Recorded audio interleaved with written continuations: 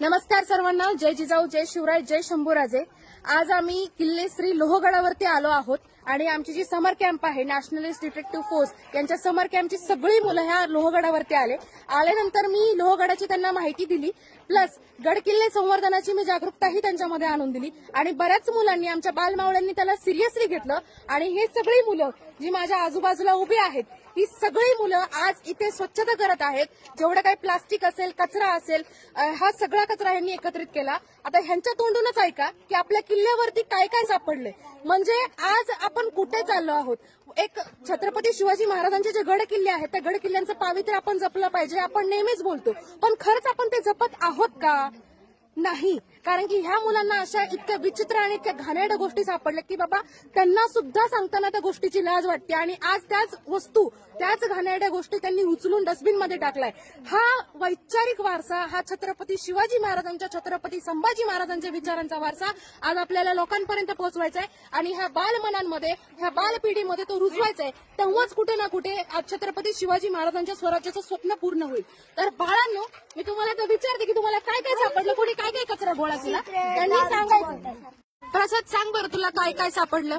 मला खूप सारे चॉकलेट्सचे कागद दिसले आणि 2 सिक्रेटचे छोटे छोटे दिसले आणि एक फुल सिक्रेटचा दिसला आणि एक दारूची बॉटल आणि असं काय असा कचरा दिसला। ओके, अजून कोणी काय काय गोळा केलंय? मला डायपर मिळालं एक, ओके, जी खूप एक लाजीरवाणी गोष्ट आहे। दारूच्या बाटल्या मिळाल्यात, दारूच्या बाटल्या लिटरली, आणि चिप्सचे पुढे। बापरे, अशा तऱ्हेने आमच्या बालमावळ्यांनी सगळा कचरा एकत्रित करून ही डस्टबिन पूर्ण भरली आहे आणि ह्यांना फक्त मी एक सांगितलं होतं की आपण आपल्या गडकिल्ल्यांची काळजी घेतली पाहिजे, पण हे स्वतः जागरूक होऊन स्वतःहून कामाला लागले। कामाला लागण्यासाठी यांना कोणीच सांगितलं नव्हतं आणि एवढा सगळा कचरा त्यांनी एकत्र केला। त्यांच्या तोंडूनच आपण ऐकलं की त्यांना काय काय चाललं। खूप लाजिरवाणी गोष्ट आहे आणि खरंच आपला समाज कुठून कुठे चाललाय, आपण खरंच हे वैभव जपतोय का? आपण कुठे ना कुठे कमी पडतोय आणि यासाठी आपण जपलं पाहिजे। आज या बालमावळ्यांनी जे श्रमदान इथं घेतलंय त्या श्रमदानातून आपण प्रेरणा घेऊन पुढच्या पिढीला आणि येणाऱ्या काळामध्ये ह्या गडकिल्ल्यांचं पावित्र्य राखण्यासाठी आपण प्रत्येकाने पाऊल उचललं पाहिजे। कचरा टाकताना तुम्हाला लाज वाटत नाही, पण कचरा उचलताना लाज वाटते।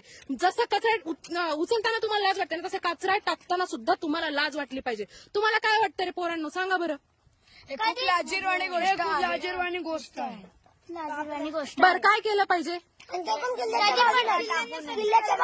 इनिशिएटिव्ह घेतला पाहिजे, आपणच इनिशिएटिव्ह घेतला पाहिजे। आपले गड किल्ले आपल्यालाच सांभाळायचे, कसं कोण दुसऱ्या देशातनं येऊन आपले गड किल्ले नीट ठेवणार नाही। तर आपल्याला आपली संस्कृती जपायची आहे। तुम्ही बाहेरच्या देशांमध्ये त्यांचे ते मॉन्युमेंट्सला जर काही एक लिटरली काही सिगरेटचा बट जरी पाडला ना तरी इतके फाईन असतात ना, विचार पण नाही करू शकत, इतके फाईन्स असतात।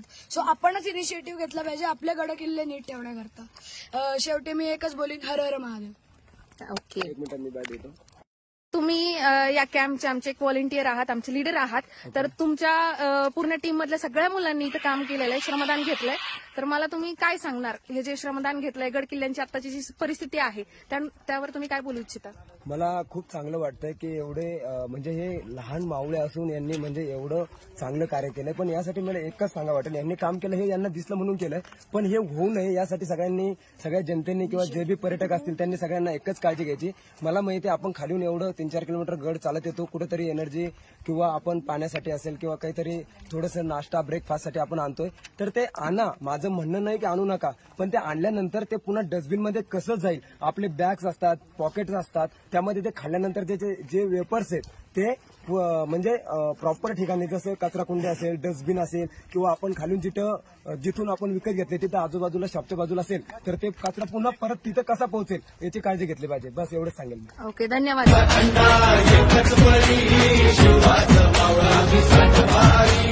मल्हारी मल्हारी मल्हारी